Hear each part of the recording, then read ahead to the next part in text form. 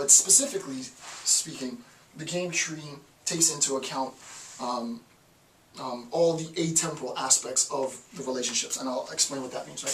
So it's atemporal. The tree is itself atemporal, right? The tree is atemporal, and what does it mean? If we have two parties to the conflict, right? We have party 1 and party 2. It could be the case that party 1 acts first. It could be the case that party 2 acts first.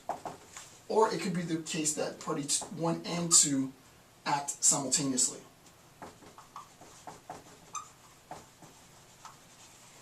The tree, in constructing the tree, we have to take into account that any of these are possible, not possible outcomes, but possible points of action or points of decision making by all of the parties involved in the game. So that one party can act first, the second party can act first, or both parties can act simultaneously. The tree has to be able to preserve this, because this is a fact, right? I can act first, you can act first, we both can act together. The tree needs to take this into account. Thus, this is temporal, this is temporal, this is temporal, but as a set, all of these options have to be preserved in the fully constructed tree. And though we can apply a narrative to our discussion or interpretation of once we get to strategy phase, and sort of strategizing a plan, what we have to recognize is that the tree itself is atemporal, right? It preserves all of these structures. It preserves the fact that one can act before two. It preserves the fact that the second person might act before the first person in an offensive or defensive way. It preserves the fact that both people might act in, and it gets even more complicated than this, both offensively, both defensively, one offensively, one defensively, one defensively, one offensively, so on, right? The tree preserves all of that structure. And again, right now, this might just seem like, what in the world are you talking about? It'll make sense when I get to the tree.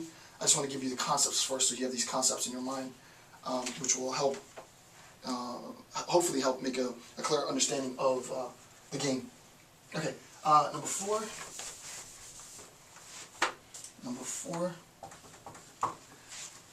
Each decision in a war game involves the escalation or de-escalation of conflict. That's extremely important.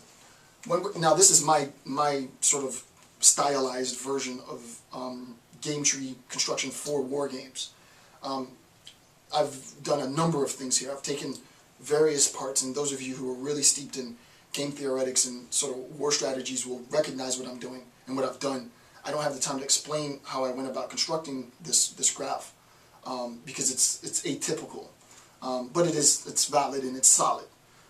What I've done is I've taken a little bit of the prisoner's dilemma, I've taken a little bit of game theory, I've taken a little bit from game tree construction, sort of fused them together and applied a little bit of conflict resolution on it to create something that is viable for conflict resolutionists in the analysis of war. To my knowledge, I don't know of anyone who's constructed a game tree specifically for the escalation, de-escalation of conflict in this manner. So, like I said, instead of me, and I might turn this into a paper in the future or something, instead of me taking this and making it even more complicated and seeking to get it published, I'd rather just give it out to my community of viewers for free for you guys to sort of internalize and interpret. Again, this is not something that I'm contemplating or something that I'm not certain about. I'm absolutely certain that the information that I'm communicating in this lecture applies to strategic analysis of war games. So you can rest assured that this comes with a lot of research behind it. Okay, so each decision in the game, especially this game, the specific game that we're going to be talking about is war, right? So the game that we're looking to discuss and analyze in our game theory and in our game tree is war. And the whole point of our decisions themselves in the game are going to be based on either escalating the war or de-escalating the war. Do we ramp up our conflict? Or do we ramp up our engagement in the war? Do we escalate the war? Or are we going to de-escalate the war? Which you'll recognize, and I'm not trying to have a discourse on par with the President of the United States. I mean, that would be audacious. But it just so happens that I'm doing this lecture at a time when, he's making discussions and addressing us about our involvement. The only thing that I have to say is that it seems really easy to think, and I'll show this later, it seems really easy to think that the way you go about maintaining and preserving peace is just by diffusing the conflict and not being involved or disengaging, right? Disengaging isn't that obviously the best path to peace? Well, yeah, in a utopic, kumbaya state of affairs where people aren't bent on destroying other people and people aren't genocidal and governments don't go on national media and say that they're going to slaughter their own people. Yeah, and when that's not the case, then sure, you disengage. Sometimes, unfortunately, the best way to get at least a plausible semblance of peace, or the best practical amount of peace that you can salvage, is sometimes by escalating the conflict. So we'll see that it's not so simple, right? Talking about peace isn't simply sort of non-participation in conflict, right? That's a very naive understanding of what peace is. And when we're talking about something even more complicated, vastly more complicated, as international war, and obviously this is under the International War and Terrorism lecture series, right? This is part of the International War and Terrorism lecture series.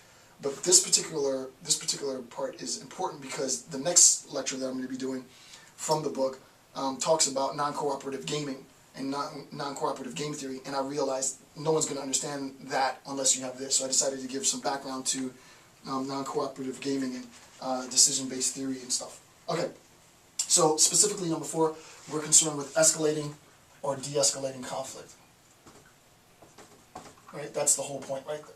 The decisions that are made at each point in the game are contingent on the escalation of conflict or the de-escalation of conflict.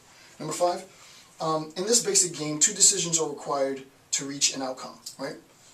So what we're basically going to do in the game is set the parameters of the game. So specifically for this game, we will attain an outcome, we'll be able to assess an outcome based on 2 decisions. Now, obviously, each participant in the game is going to make 2 decisions. So as a total, the game is concerned with 4 decisions. After the successful conclusion of 4 decisions by each party in the game, we'll arrive at a conclusion, right? So 2 decisions per party, or 4 decisions per game will yield us an outcome. Right? 2 decisions per person, per party to the game, 4 decisions for the entire game will allow us to arrive at a total outcome, right? So we're going to need, and this will make sense in a second, right? For this particular game, 2 decisions per party or 4 decisions for the game will lead us to an outcome, and then we'll be able to make sense of the outcome. And it seems weird now, but once we get to nearing the end of the lecture, this hopefully crystallizes, and you're like, oh wow, I see how I can use that, right? I see how I can use it. It's a very, very simple tool. And actually, I'll show you how you can amend this to make it more and more complicated by doing a little logic trick that actually does apply to truth trees. Okay, but I'm not going to get into that now. Number 6, outcomes can be ranked in order of maximal to minimal number of casualties. Now, this is a little freestyle on my part, right? There's max-min discussion in game tree construction, not that max-min. So if you know about game tree construction, I'm not talking about traditional max-min at all. In this, I am still preserving max-mins, but max-mins with respect to casualties, right? Obviously, if we're going to be talking about international war, and obviously if the decisions involve risk, and those risks lead to casualties, then what we're going to be talking about are the maximum number of casualties as a consequence. The maximum number of casualties as a consequence of the decisions of each party to the game, right? So we're going to look at the number of casualties in our outcomes, obviously, right? So based on the decisions that each party makes in the game, those decisions in its totality, and we'll see how those decisions lead to, and I think when I thought of it, I was like, wow, this would be great. We'll see visually how the nature of these decisions lead to the conditions, right? So 2 decisions per party, 4 decisions for the game. Actually, I said that wrong. Sorry, it's 1 decision. It's 1 decision per party, 2 decisions per game. Right. So it's 1 decision per party, sorry, and 2 decisions for the game will lead me to a viable outcome. I was thinking about the next step, which I haven't involved yet. All right. And this is just for this game. Obviously, this changes the bigger or the smaller my game is. Alright,